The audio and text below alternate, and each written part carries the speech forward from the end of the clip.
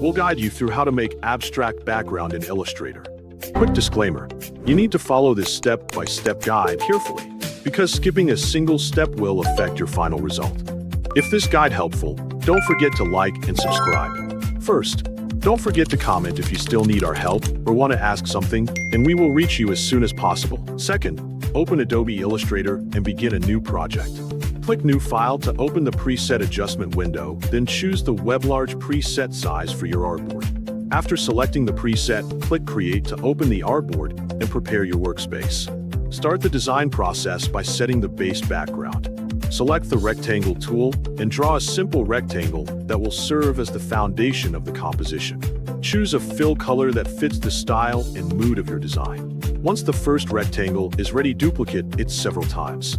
For this tutorial, create a total of 6 base rectangles.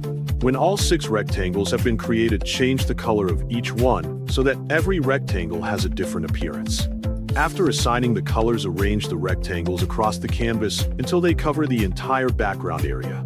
Take a moment to position them in a balanced way and make sure no large empty spaces remain visible. When you are satisfied with the arrangement, select all of the rectangles together. Go to the menu bar and click Object to open the available options. From the Object menu, choose Rasterize and apply the command. After the rasterizing process is complete, open the Object menu again and select Create Gradient Mesh. In the Settings window, adjust the row amount to determine how many mesh lines will be added to the artwork. Once the desired value has been entered, click OK to confirm the settings and generate the mesh. When the mesh has been created, switch your current tool to the Direct Selection tool. Use this tool to modify, stretch, and shape different parts of the mesh.